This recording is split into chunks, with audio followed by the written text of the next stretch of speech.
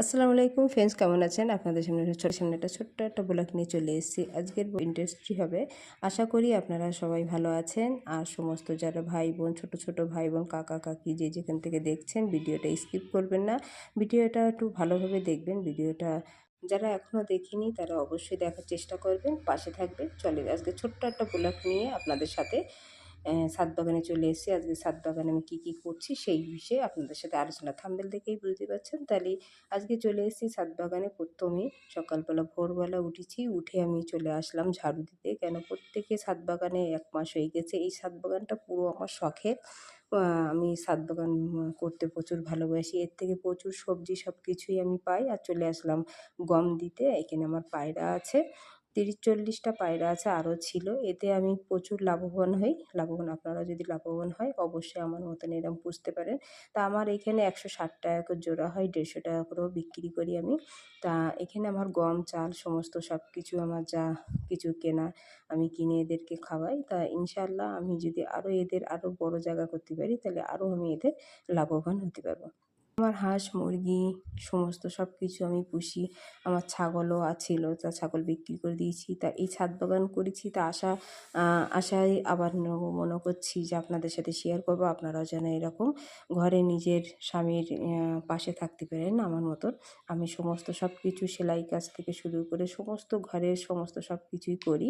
আমি এখন ছাদ বাগানে চলে এসেছি। কিছু ড্রাগন ফল হয়েছে সেটাও আপনাদের সাথে শেয়ার করব। পায়রা দেখেন এখানে কতটা তা খাচ্ছে আর বকবক করছে। তা আমি এখন এদেরকে খাইয়ে দিয়ে আর ওইদিকে এখন ছাদ বাগানটা পুরো ঝাড়ু দেওয়া হয়ে গিয়েছে। আর এখন কিছু বাচ্চা এতে আছে। আমার মেয়েও প্রচুর ভালোবাসে। তা আপনারা কে কে খেতে চান, কে কে খান না সেটাও কমেন্ট করে জানাতে পারেন। তো এর থেকে কিছু পায়রা আর এর ডিম পাড়ে শ্রাবণ ভাদ্র মাসের থেকে ডিম পাড়া বন্ধ করে, তখন 1 বছরের ভিতরে ভালোই ডিম দিয়ে বাচ্চা তোলে। তো এতে যদি আপনি বড় ফার্মা তৈরি করতে পারেন, এগুলো মানুষের যখন অসুখ হয়, বাচ্চা হয়, যারা ডেলিভারি থেকে বাচ্চা হয় তারা এসে নিয়ে যায়। এদিকে যারা অসুস্থ থাকে তারাও এসে নিয়ে যায়। প্রচুর এটা একটা সাদা রক্ত তৈরি হয়। আর এখন দেখেন এই ড্রাগন গাছে 3-4টে ফল হয়েছিল, তো একটা আমি খেয়ে নিয়েছিলাম। এখন এই একটা আছে, তা এইটা আমার মেয়ে আসলে আমি তখন পারবো। এখন আর এই গাছে ছোট গাছে এই 1 বছরের থেকে বেশি বয়স হয়ে গেছে, 2 বছর।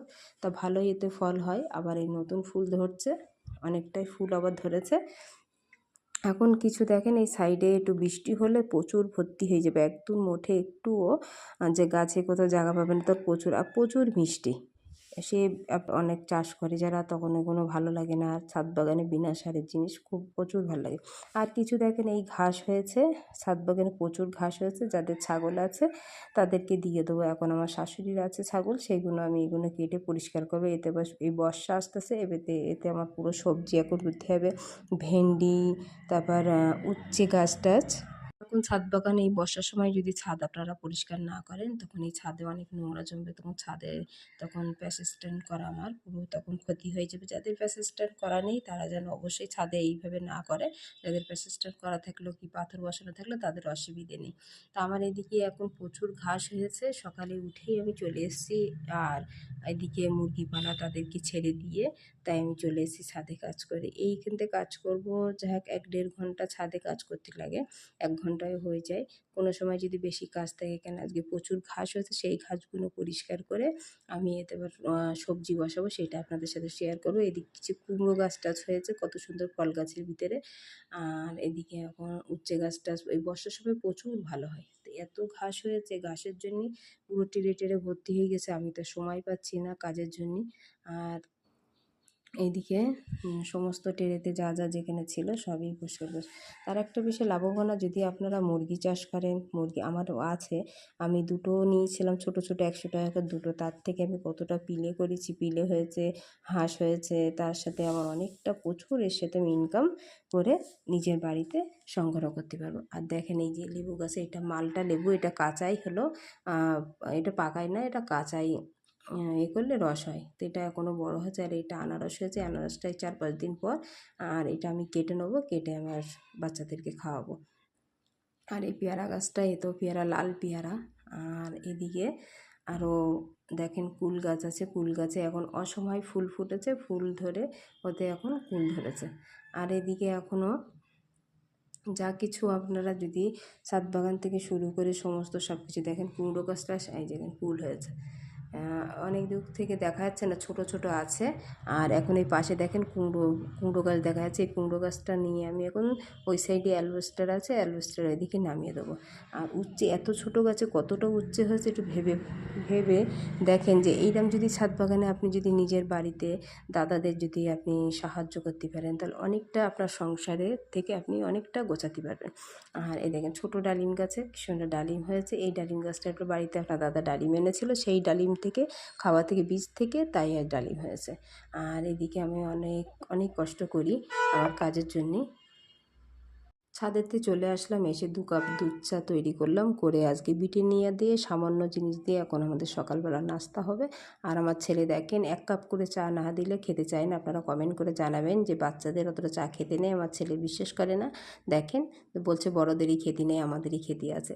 তা ছোট মানুষ যাই হোক, এখন আজকে কোনো পাউরুটি অন্য কোনো নাস্তা নেই, আজকে এটাই দিয়েই চালাবো।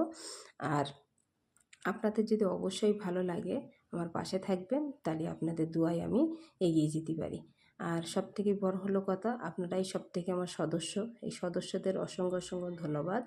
আর আজকে সকালে এই দুপুরবেলা কী নাস্তা হবে, কী খাবো, সেটা আপনাদের সাথে পরের ভিডিওয়ে আপনাদের সাথে শেয়ার করব। কেন আজকে এই বিটিনিয়াটা দেখেন আমার ছেলে ছিঁড়তে পারছে না, আর বলছে আম্মা তুমি ছেড়ো।